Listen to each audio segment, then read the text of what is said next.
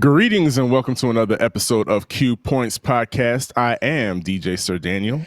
And my name is Jay Ray, sometimes known by my government as Johnny Ray Cornegay III.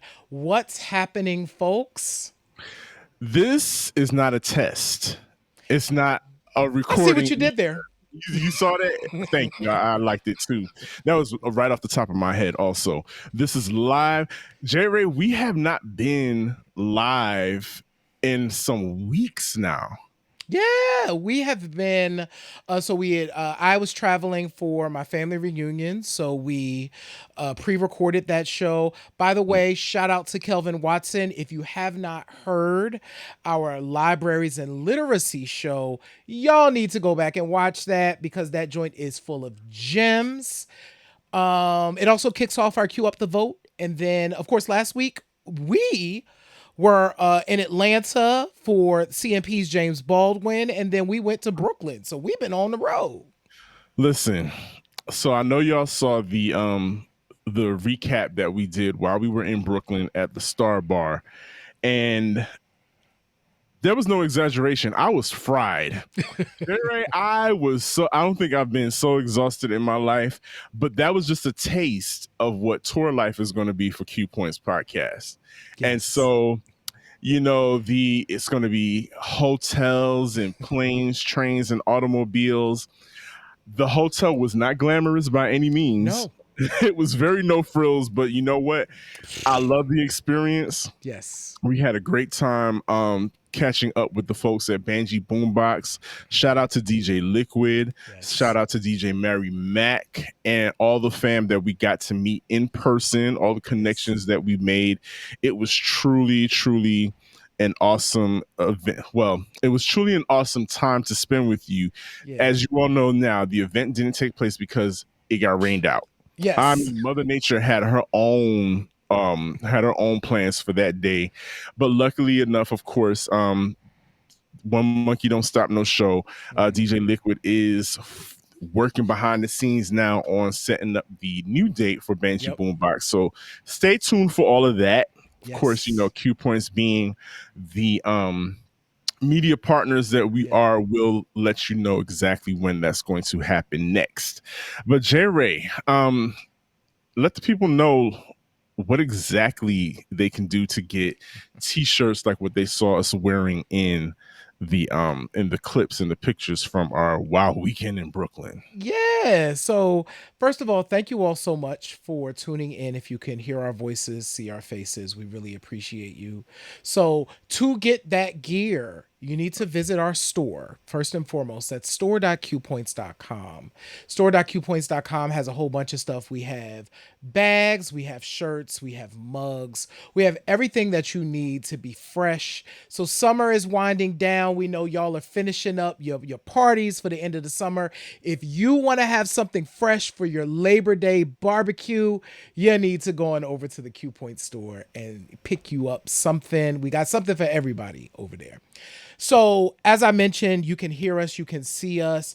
This is absolutely free. The fact that you are tuning into the show, the fact that you are interacting with us, by the way, shout out to those folks that are already tuned in. Definitely let us know where you're tuning in from. But the fact that you're tuned in is free.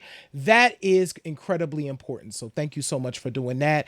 You can do us a solid by sharing the show with your friends. If you enjoy Q Points, share it with your friends, your family, your colleagues, because if you like it, chances are they will like it. And we just really appreciate y'all. Visit our website, qpoints.com. Where you can sign up for our newsletter and read our blog and do all kinds of other stuff over there. Thank y'all. Yes, thank you very much. Thank you, because we know that Q Points Podcast is so addictive, and we're really good job. We're super duper fly. I'm not going to hide that fact.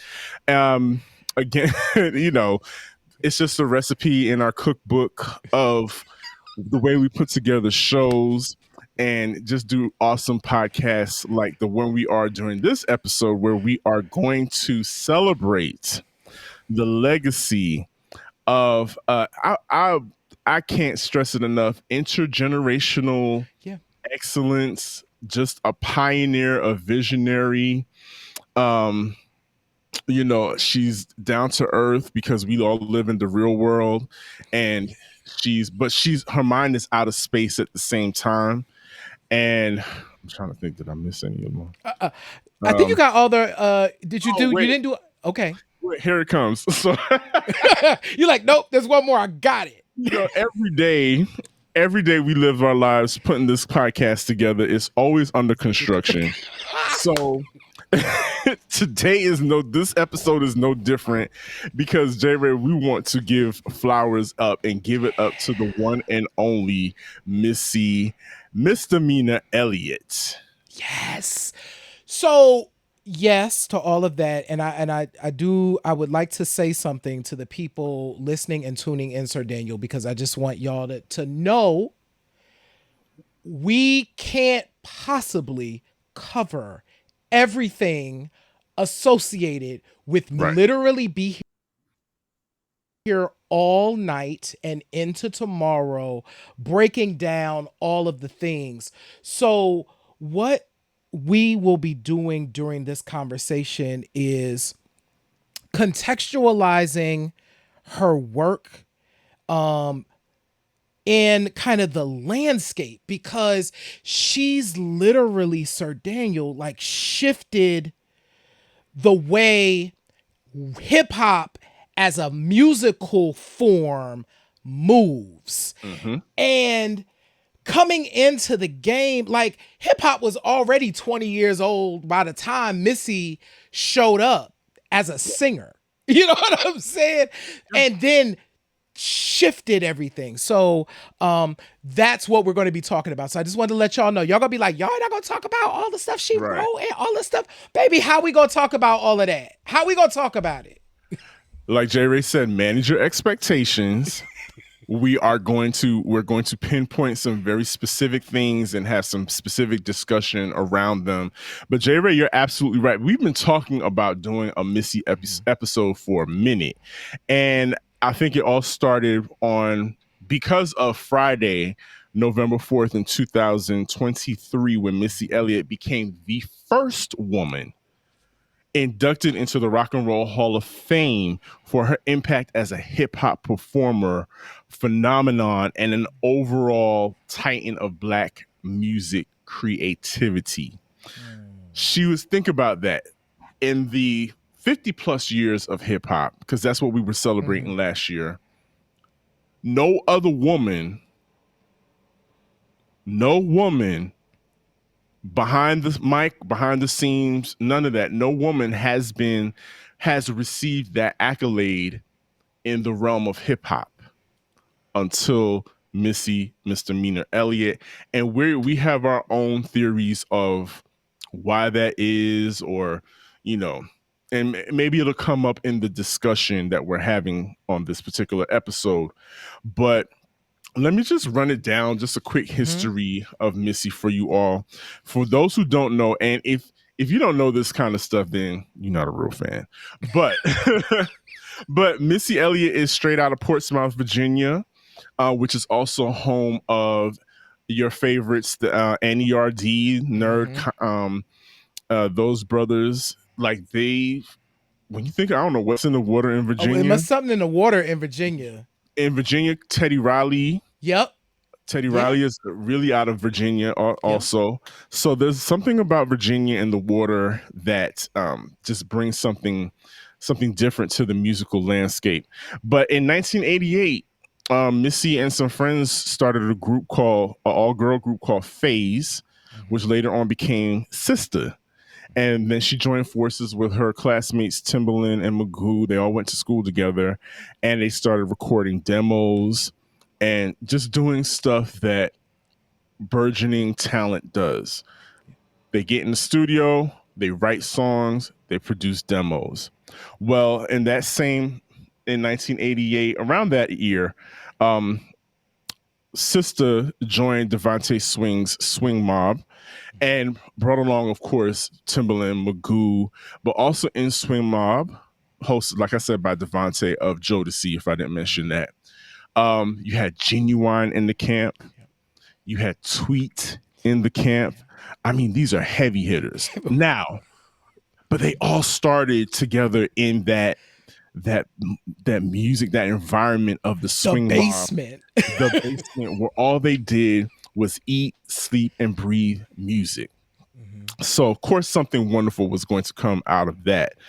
And so, April 1993, this is a very pivotal year, and it's something happens in the April of 1993 that will kind of color and shade Missy's music industry experience. She gets credit for writing and performing along with Raven Simone on Raven Simone's debut single, That's What Little Girls Are Made Of.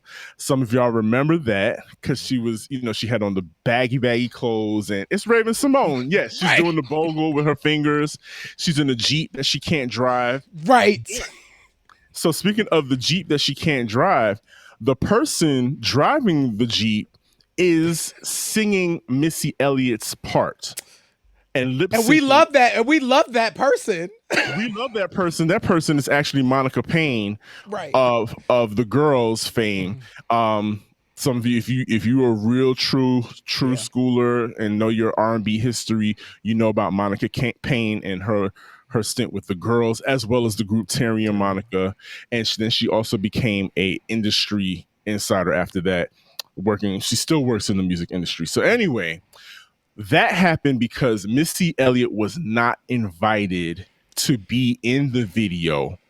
And of course, we're going to discuss why she was not invited in that video later on.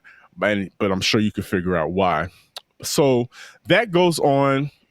She and Sista get their own record deal, and they release their album in September of 1994. um I think we all know the song, the joint with Craig Mack, Hmm. Hmm. brand new, Brand that new. came out of that. And we, all of us, were like, who is this ficky girl, ficky, who is that? She That starts, that's where we start to see glimpses of the brilliance of Missy mhm. in this girl group, and we're like, who is she? Right. And then they kind of fade away after that. And I think Missy at this point is like, I don't want to be a performer, but the iconic record industry executive Sylvia Rhone Mhm. makes a offers Missy Elliott a deal that she cannot refuse. She is begging Missy to please sign a deal to be a solo recording act. Missy's like, I'm cool on that. I Mhm. don't really feel, I don't want to be up front. And Right. we have theories about why she possibly didn't want to do that either. But Sylvia Rhone is like, I'll sweeten the deal, and I will give you a record label, an imprint on the Atlantic, excuse me, the Electra, Mhm. under the Electra umbrella, which becomes Gold Mine Records. Mhm. And from that point on, we start to see this magnificent, this flourishing um, music and artistry come from this one woman, along with her super friends, which Yeah. is what her collective is called. And J. Ray, in only the amount of time that she's been an artist, she's only released 6 albums. Yeah. And we're going to talk about that. Yeah. But she's, on that amount of time, she's won every ASCAP Mhm. songwriter award that she was nominated for. She's won it. Yeah. She's got all the accolades that you can think of. And in 2019, she was actually admitted into the Songwriters Hall of Fame. So that is just to bring you up to speed on what kind of beast Missy Elliott is. Yes. Yes. A couple of things that I want to note as well. For folks, if folks go back and listen to Sista's Brand New, you can hear what Timbaland and Missy will end up doing. So The interesting thing about that record too is Brand New didn't become a thing. The label didn't know what to do with it. Da da da da da da da. So you know what happens back then? Like they'll put it away and da da da. All of that happens. But now when you go back and listen to it, you realize, oh, this didn't, because I remember Sista and I remember Brand New and I remember that I liked it because it was like Devontae affiliated and I was like a Mm-hmm. huge Jodeci fan at the time. Right. But I also can admit I don't think I understood it. Now when I listen to that song, I'm like, oh, I completely get what they were doing. And then you have Missy Elliott as a heavyset black woman on leads, Yes. leading the group. There was so many different, so you have the sounds as part of the beat, that are kind of beatboxing as part of the beat. You have this heavyset black woman singing, leading this group through, right? Dark skin, a heavyset dark skin black woman At that, yes, which is leading this group unheard of at that time, right? at that time, right? So, but now when you go back and you listen to that, you hear the determination because one of the things in getting ready for this show that I realized, Sir Daniel, is many people would try to conform. Mm-hmm. Missy did not try to be what the industry was at the time. Like she was always like light years ahead of what people were doing. That's why those songs. So when we listen to Sista now, it still sounds like the future. It does, and shout out to and rest in peace to Craig Mack, who also Mm-hmm. made a cameo on Brand New Mm-hmm. Single, who was also ahead of his time as well. Mm-hmm. And you're right; those songs still hold up to this day. Mm-hmm. And Jerry, we got to let the audience know that the reason, or not the reason, but my reignited affinity for this topic of Missy Elliott got got stoked up again because I recently went to the Out of This World concert. Mm-hmm. I first of all shout out to my best friend Daryl. Daryl took me as an Shout early out to birthday Daryl. present. Shout out to best friends that come through like that. And we Mm-hmm. were down on the floor. As you can see, we were Look down at on the floor, that. That is front row, close. close. The tour, of course, Wow. features Timbaland, Busta Rhymes, and shout out to Busta and Spliff Star. Like, talk about seasoned showmanship and their family and their friends at the same time, and it comes across on stage. Just the two of them, and they rocked it. They Mm-hmm. absolutely rocked it.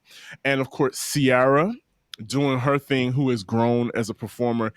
But the piece de resistance, that Missy Elliott, the combination of the theatrics, there was if you haven't seen it, I'm sorry, spoiler alert, but there's an ongoing theme of the Wizard of Oz Mm-hmm. and the dancing, the visuals, Wow. because is a visual artist. There's a lot of things being raised in the air and people flying around.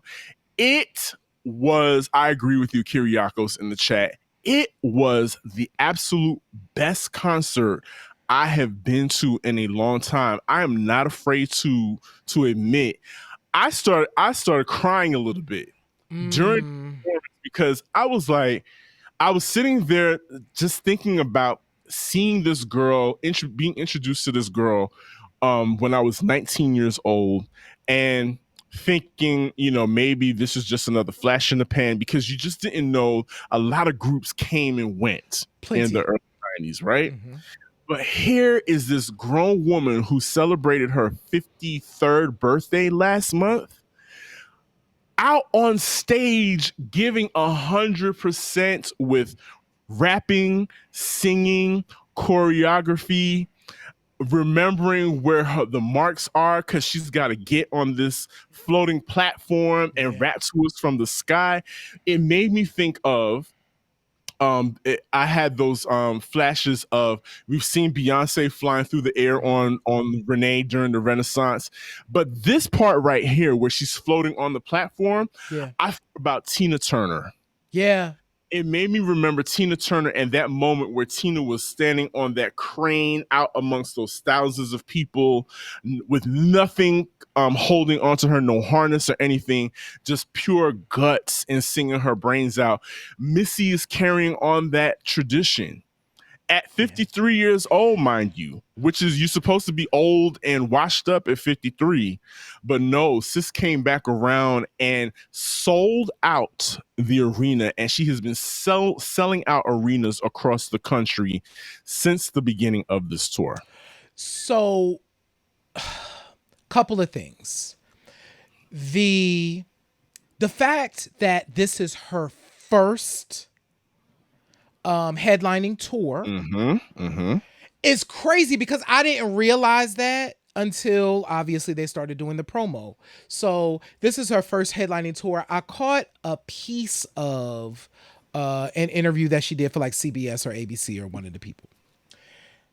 This is what came across. And Sir Daniel, I loved that you were like, let's call this the ministry of Missy Elliott, because I feel like what Missy was saying was God is the leader of this thing. Like the reason why this is going the way that it is going is because it's already anointed before we go in the room.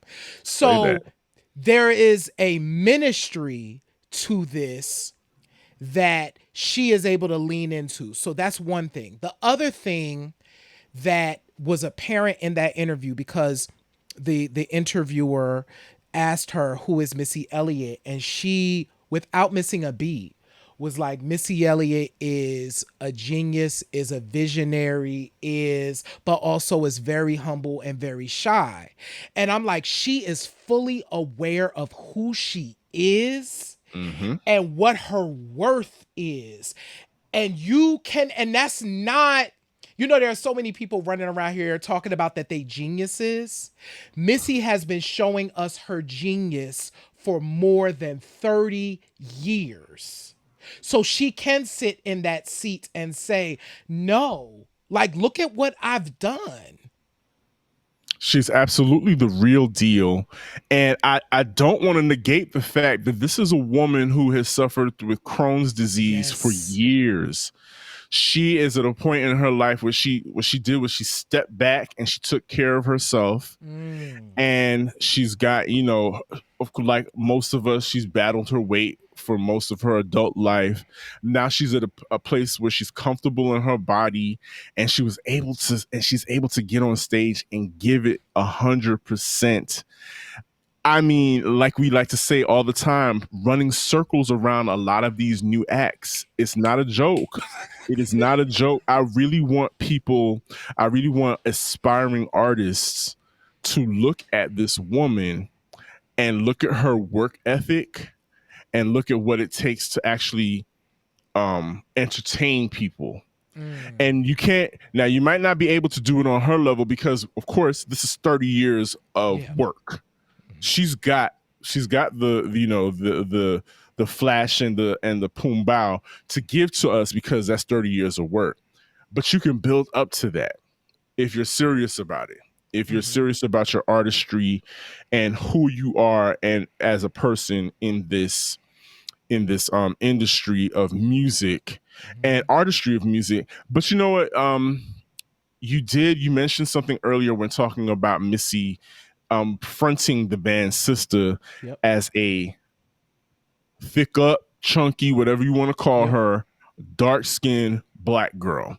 Yep. Those are three things that really don't, a lot of people that are the powers that be, especially back then, the gatekeepers and the people who sold images, oh, they weren't having that. Nope. Dark skin and fat. Oh no, we can't do anything with that. Yep. Now, if you're super talented, what they will do, J. Ray, is They they will. will you know what they do. They'll get you to sing, and Yep. they'll make an album and all of that. But when it comes to promoting you, you're only going to get these pictures, Wait, these the like picture's going to be from passport here. pictures from the neck up, and that's it. They're not showing your body. They don't care about your body. They may or may not have you in the music video.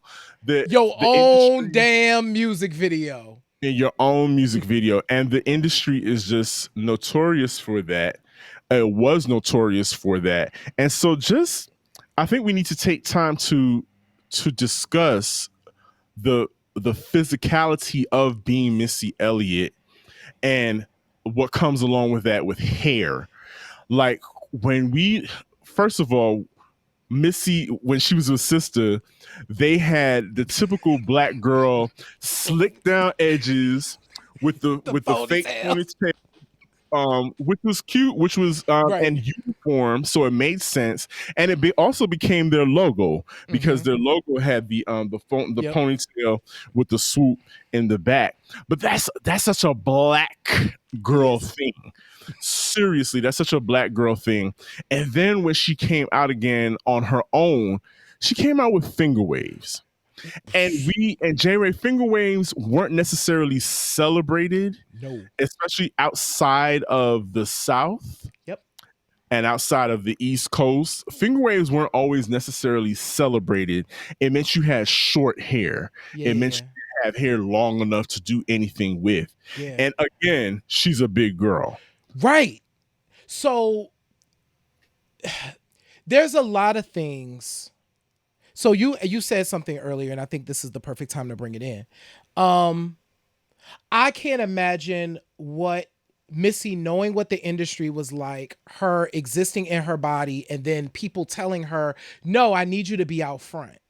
Mm-hmm. So it almost, in a lot of ways, I'm sure, colored her rhyme style, because she's like, I have to make the rhyme so big, so then people are paying attention to that and less attention to like me. Mm-hmm. Like, really doing that, because you are correct. At the time when when we finally get Missy again, the first time I remember seeing her again was Gina Thompson, the Yep. remix. And then we get the he how he, and then it's like, wait a minute. And I remember hearing that on the radio Mm-hmm. before I saw the video. So, and then when I saw the video, I'm like, ain't that girl that was singing in that Sista song a few years Mm-hmm. ago? I Mm-hmm. didn't know she rapped, right? So, and then seeing that it's Missy, and of course she got like a jersey on or whatever. It was hip hop style, Tracksuit. yeah, it was Yeah. like a tracksuit. Doing, in the '90s, whatever.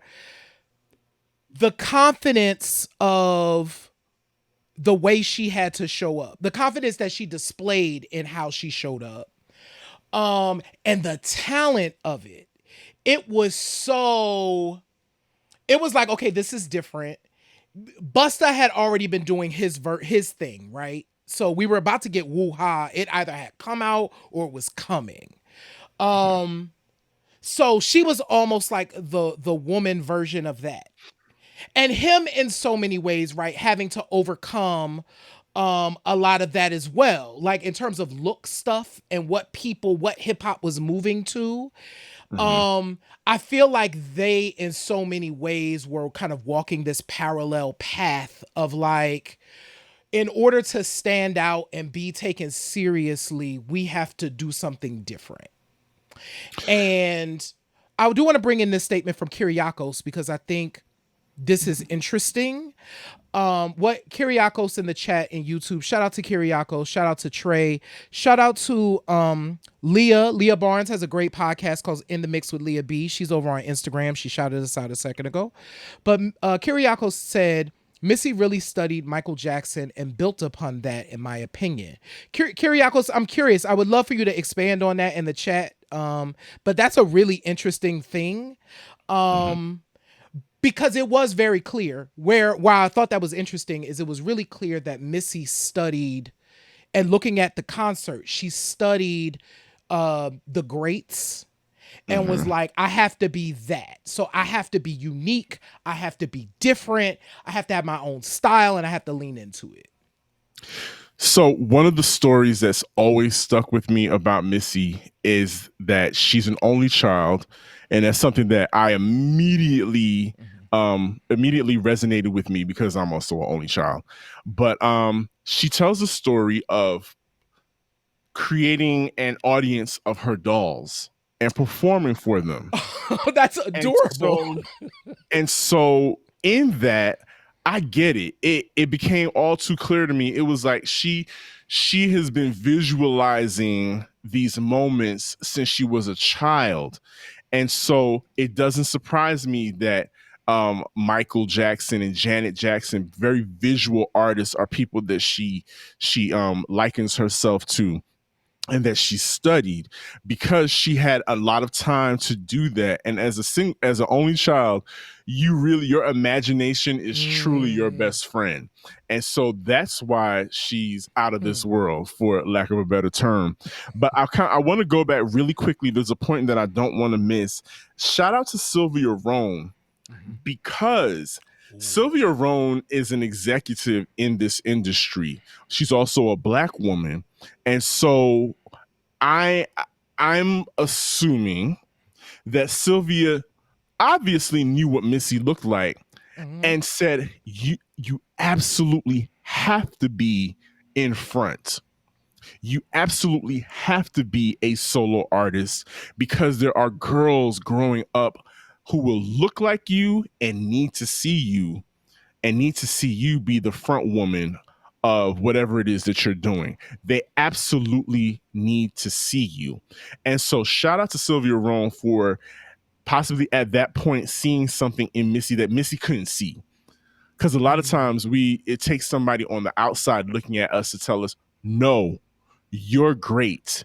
You need to stop playing the back and playing yourself down. You need to be up front. And so I think after she unlocked that and broke the barrier, broke out of that um, mindset of what I should look like, what a Black woman should look like, and move forward, continue Mm. pushing the envelope.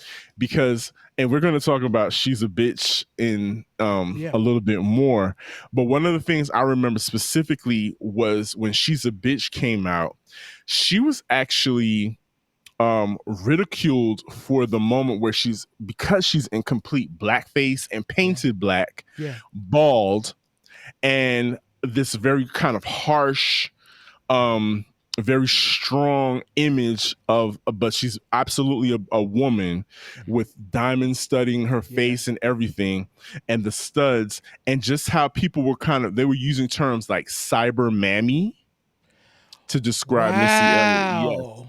because she was animated, because she danced and she did all of those things and she smiled. They were calling her a cyber mammy. But what she was doing, to your point, I believe, is she knows what she looks like, but she's like, I have got to really entertain you all, and I have do whatever it takes to really entertain you, and I'm doing it all. I'm not just a singer. I can rap, I can sing, I can beatbox, and then on top of that, I can do an 8 count. And then Mm. what y'all don't know is I'm writing all these songs for these up and coming artists. Mm. Um, I think this is a good place. Yes to all of that, and I think this is a good place. Before I do that, the diamonds on the eyebrow. You know, when I immediately saw that, I thought of Nina Simone, who Mm. used to do that. And I saw that as a callback. I don't know if Missy has ever said that, but I saw that as a callback to also Nina Simone. But you mentioned something earlier. I know we're about to talk about the landing of Super Duper Fly, which we'll get to in a second. You mentioned this earlier, and it's so important. There are two women, there are three women, it's really four, in music whose hair has never been out of place. Missy Elliott is one of them girls. Absolutely. Missy Elliott has never had a bad hair day. Show it to me. If she has, I need you to show me, cause Missy Misdemeanor Elliott ain't never had one. She's gonna give you a nasty swoop bang over one of her eyes. She's gonna give you a bob. She's gonna, in the early 2000s when those flip wigs were Yep. really popular, she's gonna give that to you. But you're absolutely right. Missy Elliott would never give you a bad hair day. Ever. Her, Dana Owens, they all had. I mean, Dana Owens has never had a bad hair day. Those are the queens of the hype hair covers. They are hype hair majesty. But no, you are absolutely right. All of that plays into, and that reminds me, because the Supa Dupa Fly album cover, Yep. she's rocking. First of all, she was always fly. Always. Literally. Yes. Like she had the custom made baseball jersey with the fly on it on the Supa Dupa Fly album cover. She's got the swoop bang. Yep. And but on top of that, so the album, we've got a great visual of her. Yeah. But then when we get into the album, when we get into the album, we're already given I Can't Stand the Rain, which is already blowing our minds. Right. Visually, the sound is different. Hype Williams, we're introduced to Hype Williams. She's like, she's okay. We're gonna talk about, so Sir Daniel, I remember when, so you get the intro, right? You get the album. We got to listen to, because back then, kids, gather around. You would get the album, you would get the CD or the cassette, whatever you were getting. It's 97, so it could be either or. You would pop that joint in. If you was in the car, you would play it in the car, wherever. CD, your CD man, whatever. I remember the intro. Didn't surprise me. Busta Rhymes, intro. Yeah, that makes sense. Yep. And then Missy. When that, I said, oh, is this, yo, hit him. It's the key first to the beat to the double E, spitting lovely. And it don't stop. Bruh. I was like, oh, this is what we're doing. This is track one.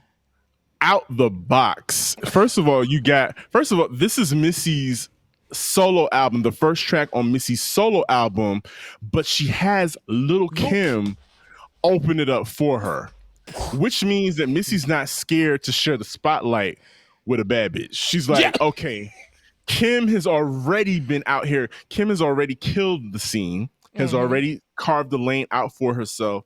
And on top of that, they're friends. Yes. And so of course she's going to. Do you realize how many of the hottest female rappers of the time were on that album? I mean, we've got Kim and we've got the Brat on that album. I'm trying to think of who else was. There was a bunch of them in the videos. Was Mocha on this one? I think Mocha showed up on the second album. Yeah, I'm looking. Mocha showed up on a remix. She showed up on a remix. She showed up on the Hit 'Em with the Heat remix. Yep. Right. But what we see is that Missy is already grabbing her girls by the hand and bringing them along for the fun. Yes, you're right. In the Supa Dupa Fly video, Kim was in the video. Yeah. Yo-Yo was in the video. There was like a lot of cameos of people that were like, oh, okay, Missy's cool with everybody. Missy's cool. You know, she's got people that want to be in the video, which made it even more special. But yes, you're absolutely right. Her kicking it off with Hit 'Em with the He and letting Lil' Kim open up, cracking it open with, that rhyme, that was one of the first things that you memorize off of that album is that verse, because it kills. And then we get Sock It To Me. Then you get The Rain. Then you get Beat Me 911. Pass the Blunt is coming. Friendly Skies with Genuine is coming. Right? Best Friends with There's so many joints on this record. It's crazy. Released just last month in July 15th of 1997, kids. Man. That's 27 years.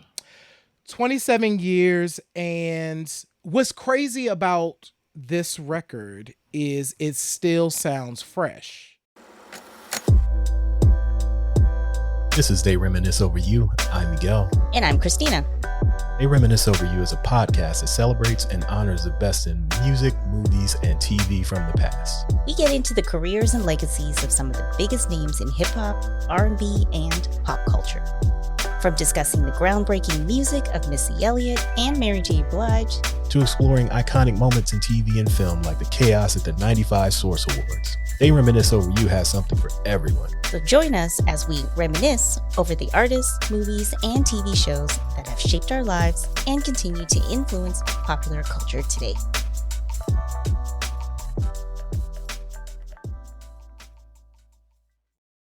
So, something you said earlier, something you said on a previous show, rather, I think is really important now, and you echoed this on this show.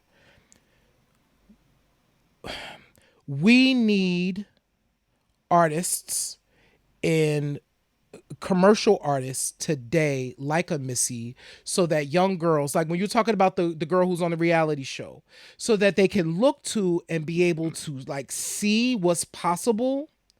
I think Lizzo was trying to do that and it didn't it's not Missy. You know what I'm saying? What Lizzo was doing is not what Lizzo was doing is fine. It's just not what Missy was doing.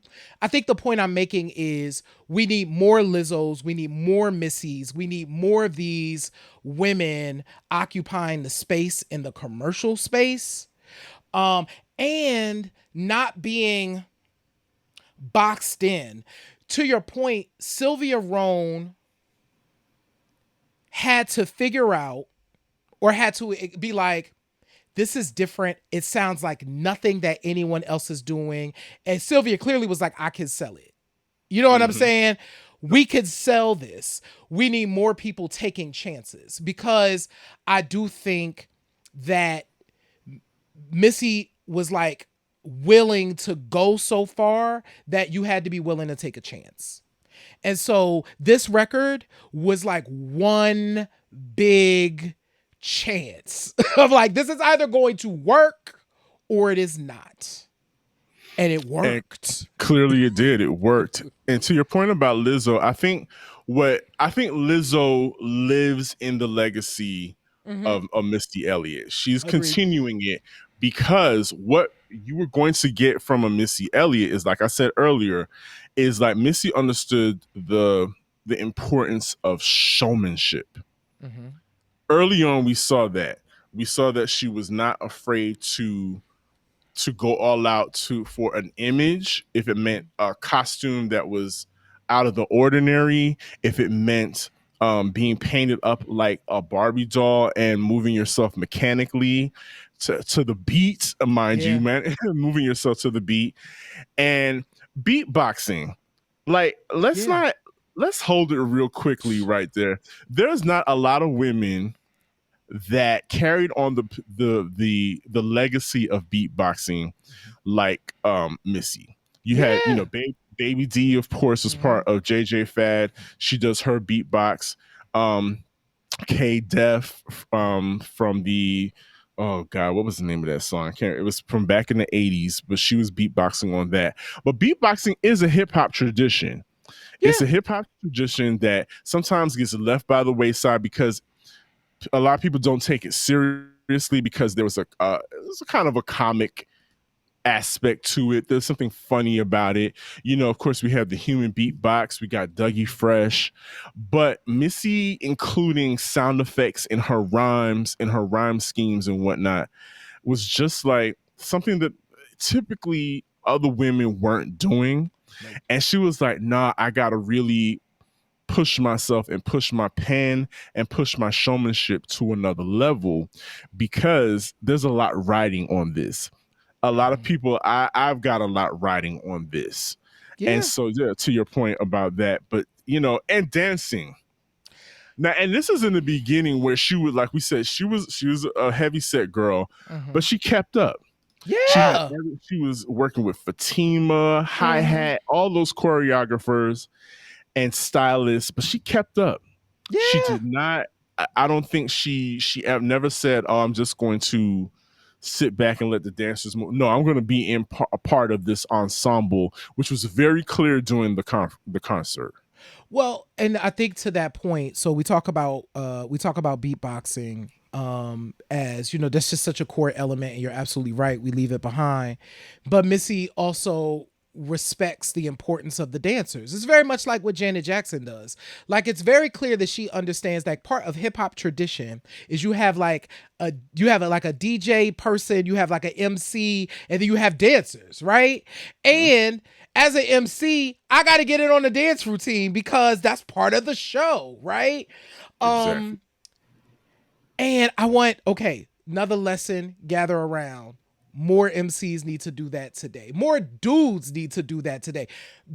We talked about this a gajillion times on the show. Big Daddy Kane was doing full out choreography. It was Scoop Big and time. Scrap and Big Daddy Kane. They was doing the dip and the throw and the whatever. They can't do none of that now because, you know, they're Because they're older. seasoned. Right. Yeah, they're seasoned. But I think that idea of incorporating all the elements of hip hop that Missy could do. And I think I said this as we were preparing for this show. It was so easy to forget that Missy was a rapper too.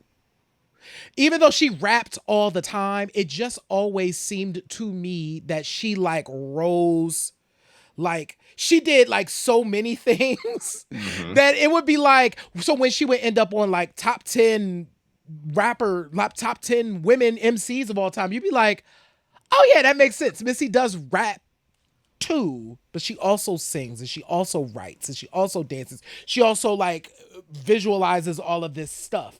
And she just transcends. So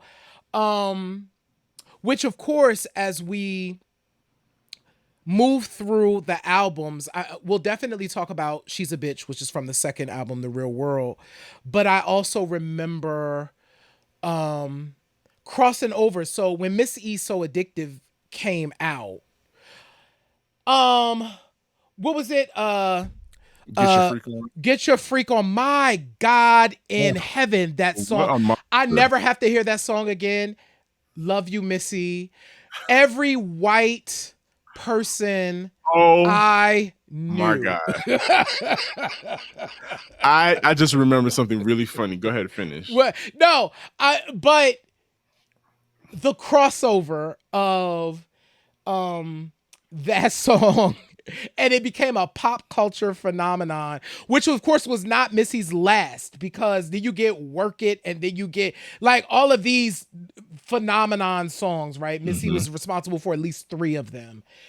But Get Your Freak On, yeah, crossover. But then she had so many other joints on that particular album. 1 Minute Man was on that album. What was the joint with Eve? Was on that. For My People was on that album. My People, yeah. Yeah, and Missy all of a sudden is like a pop culture mainstay. So, memory unlocked. It's 2000. When did So Addictive come out? 2001, right? 2000, 2001? 2001. 2000. And I'm working at HMV Record Store. I remember this at Lenox Mall. So if you've ever been to Lenox Mall, you kind of have a visual idea of what it was set up. The store is kind of big. And there's the entrance to the store has like a little walkway. It's almost like a runway. Mm-hmm. It's a runway, basically. And there are listening stations on either side. Of course, racks of music everywhere. Part of what working there, what we got to do is we got to pick the playlist of the CDs. Yes, CDs, ladies and gentlemen. CDs that we got to play that day in rotation. Of course, we had a huge CD multi-disc player. And so I decided to I picked So Addictive that day and put it in, and just being mischievous, I saw a group of kids outside of the store, and our manager, just like you at the time, he had it with hearing that song. Had it. He could Get not. Your Freak On. Had it. Shout out to Jim, white dude. He was cool, but it was like I can't take that song anymore. But I saw these kids outside, and I was just like, Jim, you can't deny the power of this song. Watch this. And I hit Get Your Freak On. And as soon as you heard that, it was like the Pied Piper. Those children stopped, made an about face, and literally came into the store dancing. I mean, they came in the store doing that dance that Missy does, almost crip walking into the store, and it was like a ton of these kids coming into the store, and literally there was a dance party in front of the register. That is peak Missy Elliott magic in 2001, and lends to, like you said, the power of the crossover, because it wasn't just black kids. I mean, these were white kids. I mean, they came in by droves. We saw a few more copies after playing it, and people were dancing into the store. And just that moment in time, it was like she really just morphed into this whole new category of artists, where she started being referred to as an artist. Yes. No more just a rapper or singer. She started being referred to as an artist. Yes. And I think that can't be understated in this conversation about Missy and the impact and the crossover of that particular album. Like you said, after that, things kind of lulled, things kind of slowed down a little bit after Under Construction, because of course she experienced some personal tragedies. Yep. Mm-hmm. We all experienced them with her. Yeah. And we experienced a world tragedy with the World Trade, the World Trade Centers being attacked and destroyed in front of all of our eyes. So I think those moments really changed the way we felt music, and music was very important at that time. It was either going to make us happy or it was not. Yeah. At that time, it was very important for messages to be given to us, for us to have fun again. And Missy was a part of that healing. Yeah, no, absolutely agree with all of those things. And I think even though things had like slowed down, it was interesting because, like we said, like there was for Under Construction, that's where Work It was. Mm-hmm. You know what else was on? So interesting story. This actually unlocked the memory. So Gossip Folks was on. Yes. That album on Under Construction too, and of course that called back to the Double Dutch Bus. Mm-hmm. Fun Johnny fact. I don't even know if you know this, Sir Daniel. We have to do better about taking care of our artists. Frankie the Frogman Smith is from Philadelphia. So during my college days of working in the recording studio, Frankie came in. Frankie was he was being a featured artist on some song that I can't remember who the song was for, but Frankie was coming in. He was going to do a rap and like do his Frogman thing. And Frankie Smith was the sweetest dude. Like, he was the sweetest dude. And Sir Daniel, he didn't make a damn dime off of that song that he wrote because he signed a shitty deal. The Double Dutch Bus was a huge song that he should have had a nest egg for. And he didn't have one because of the way the industry was at the time. Fast forward couple of years later, so when Under Construction comes out, I am working at Independence Blue Cross in Philadelphia. I come downstairs one day. Who is there? Is Frankie the Frogman Smith. I'm like, Frankie, oh my God. He was like, oh my God, Johnny. I'm like, oh, I work here, whatever. And he was telling me, he was like, listen, man, I'm trying to, he was like, I have talked to Missy's people. He was like, I'm trying to figure something out because, obviously she was calling back to the Double Dutch Bus. Yeah. He was in the video. I think he was in like the video on the bus. There's like a bus in the video. And I think Frankie's driving it. Mm-hmm. But anyway, he was really excited about the fact that the work that he had done was being recognized in kind of this new space through Missy. So Missy was once again calling back to hip hop history, and a piece of hip hop history that I guarantee people did not remember at the time. So I'm glad we're having this show too, because we get to call in the name of Frankie the Frogman Smith, who was from Philadelphia. He passed away several years ago now. But Frankie Smith was also another one of those pioneers early in the hip hop game, doing stuff, just trying stuff. And we got the double Dutch bus out of it. Give me a hole if you got your funky bus fare, with that deep voice. Yup. And we got pig Latin rapping out of it. Yep. Yeah, the double dessert, you know. Yeah. So, even during that time, to your point, and I think you also called it back again, like we needed to feel good. And there was some of these songs were kind of doing, which is why I think Work It worked, which is why I think Get Your Freak On worked. They made people kind of do a thing, you know, do a little jig. Yes. Missy was always making us do a little jig. You know, I'm sure all of those songs got played at every bar mitzvah, bat mitzvah, wedding, cookout, everything you can imagine. Those songs, that's how songs become a part of the fabric of America, have become a part of this country. And yes, you're absolutely right. I kind of want to switch gears a little bit and talk about something that Kyriakos mentioned in the chat as well, about the theme of female unity. Yes. And one of the things that Missy Elliott is a unifier of Black women. Yes. In hip hop, in R&B, but just in period as far as behind the scenes. And it's so obvious because of all the people that have worked with her. Of course, people want to work with her because she's the hottest producer. But what Missy did specifically, if you look at all the people that were her proteges and that she introduced to the world, the majority of them are women. Yeah. The majority of them are Black women.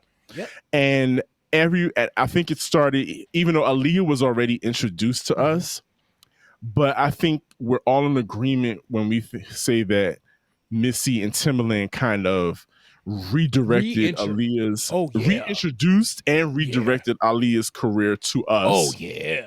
And kind of probably saved her from some other stuff. Yes. But, but then you get the Gina Thompsons. Yes. Then you get the tweets. Oh my God. The Nicole Ray. Shout out to Nicole Ray. Lady Ray running. Baby, listen. Crazy. Shout out. And Missy's got such a good ear. She picks singers. Little Mo is reckless when it comes to her vocals. Little Mo is be out here singing. And then she 702, SWV. I mean, the list goes on and on and on. There's only one girl group that didn't get a chance to sing. And they wanted to. And I think an Escape Missy Elliott collab would have been great. So apparently, Tiny talked about this. She was like, nah, we was really trying to get in the studio and work with Missy. It just kind of never came together at the time. But I would have loved to have seen that collaboration. And maybe we're at the point in the world where we can get a Missy Escape song. Like, as I still think it would go off today. Yes. But to your point of lifting up this idea of Missy being like that girl who could get all of these women to the table. You know what I'm saying? And you brought this up when we were meeting, Sir Dagon. I would definitely want to bring it into this space because I see it in my head right now of those 4 Black women smiling. You got Missy, you got Aaliyah, you got Brat, and you got Kim. Mm-hmm. And they're just like having the best time. I forgot what campaign it was for, but they were all wearing like these black robes. Yep. Mm-hmm. And they're having a photo shoot and having the the time of their lives. Let's not forget the Not Tonight Ladies Night remix video. I mean, you She's not gonna be can't. having me was it singing hooks. Well, I look like Patti LaBelle or Hell or somebody. somebody. Oh, what a night. You should be like this You instead of know? being like I had to that tie too excited. Just and all those videos look like fun. 'Cause you had yes. Mary in the video, you had Changing Faces, Escape, SWV. Everybody who was anybody was in Kim's video. Left Eye, the other member. Well, I didn't see the other members of TLC, but those videos were fun. The Lady Marmalade project. Yes. Woo. So now you've got, not only is Missy reunited with Kim on a record, but she's got Maya, Christina Aguilera, Pink. I mean, it's just, and that song, that collaboration, first of all, helped Missy and those girls get their first Grammys. Yeah. Like those, they can all honestly say they can say that they are Grammy winners because of that project. And it just shows that there's so much strength. I don't understand why nobody's tried to replicate or at least try to create some type of magic like that again. Because those projects, like a Ladies Night, Not Tonight remix and a Lady Marmalade, were so much fun. We benefited from seeing all those women work together and putting a song together and a video. Nowadays, that's like pulling teeth. I don't know why they don't understand. They could win. They could possibly get Grammys by coming together and collaborating. Bruh, there was a point when, and it's the beautiful thing about success is people get a chance to make their money and kind of do their own thing. The downside to that is everybody is kind of in their own silos and kind of, in their own things doing. I guess it kind of parallels the internet a little bit. Whereas, before you had to be out and kind of about and around people and kind of mingling in the industry and getting to know people. So these women had to know each other. They had to like meet one another and like be in a space and be like, oh, you dope. We should do something together and let's figure it out, right? Whereas now there's not as much incentive or ability to even do that because it's not just about the music anymore. Remember at the time when they was doing this, all the stuff that these women were doing was music. They ain't had no fashion lines, no perfumes, no cookbooks, no flatware. They had none of that shit. They was just rapping. Now it's like, when do you even have time to build relationships like that and get into the studio with everybody? Because girl, you got to sell the ab workout that you got. I literally said this the other day. I forgot what the context was, but I said that a lot of artists are so busy being QVC salespeople now that they can't concentrate on perfecting shows or any of that stuff. You are absolutely right. Egos get in the way, and it's such a shame because it's like there's a generation of women artists that can actually say, I was a part of that magic. Yes. And now there's a whole generation where, they have little moments here and there, but they can't say that they have a Lady Marmalade or they have a Ladies Night. They can't say that. But that's all to Missy Elliott's credit because a lot of those collaborations come because she worked with each and every one of those women individually at some point and then was able to say, hey, let's all get together and do this. I know we've been flapping our gums for an hour now. I know we gotta move to our next segment. Can we do one thing though before we go? Yes. Two things. One thing I just want to say, I loved when Missy evolved to the no Monica. I used to live for a Missy Elliott announcing what we was about to get. No Jasmine. I love that era. Can we talk about Missy and Missy? Can we talk about Missy doing all the nasty sex songs? all the nastiest, the pussycats, Yo. the meltdowns. Don't I look like a Holly Berry? So this is what was so funny about Missy, and Jerry and I had this observation. It was like Missy wasn't physically able to sell sex, but she didn't mind talking about it. She would get on a rap and say some of the nastiest rhymes, and you'd be like, Missy, go ahead on now, Missy. I think, and that was part of her allure, is that she can do that. But I think, okay, so here's a theory that I have. I think the way she would play around with sex is that she would always say something self-deprecating first, because it would take us off guard. Yes. That she's talking about sex, but then she would do something that would make us laugh, and then bring it back. Oh, that's just Missy being crazy. Does that make sense? Because like she'll say something, don't use something about cherry thumbs, look like Nia Long, and you're like, huh. Wait a minute. Is she serious, or she's being funny right now? Just the whole Pussycat Fail Me Now. I got to turn this out. He don't want nobody else but me and only me. That is my jam. Okay. Listen, the way Tweet was carrying on. Carrying on. Tweet was singing for her breakfast, lunch, and dinner on that song. And you know what? We were robbed, because allegedly in the atmosphere, they said that there was supposed to be a Janet Jackson remix. Baby Janet would have went off on Pussycat. All of us would have had our wigs blown back. But I think the nastiest, well, not nasty, but the most explicit song that Missy, to me, ever did was Meltdown, where she was basically saying her lover was a terrible lover, and that she, like, damn, if only he was better with his love tool, if only he was better with, I wish you had that magic stick.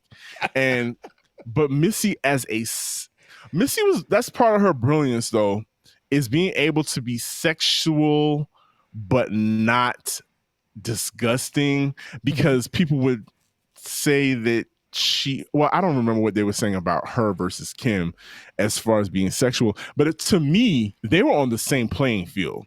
Kim and a Missy Elliott as far as their sexual content. No, absolutely agree. I want everybody to go back and revisit the Missy Elliott catalog and lean into those slow jams and them R&B joints. Them joints is nasty. Missy is always singing or rapping about sex stuff, and it is fascinating. And she's always going to give you in the background. I love it. But that never stops her. And I think, I don't know, she just has this magic about her that makes her your favorite rapper's favorite rapper. Yeah. And Lil Wayne has said it time and time again. Missy Elliott is his GOAT as far as rappers. And there are not a lot of men that would admit to a woman being their favorite MC. I think it was, I know that we've definitely talked about it on this show, but I think Busta has said it too. If there was a versus, Missy is the only person that he could do a versus with. That's it. I don't think there's nobody else that would even come close. It would have to be her.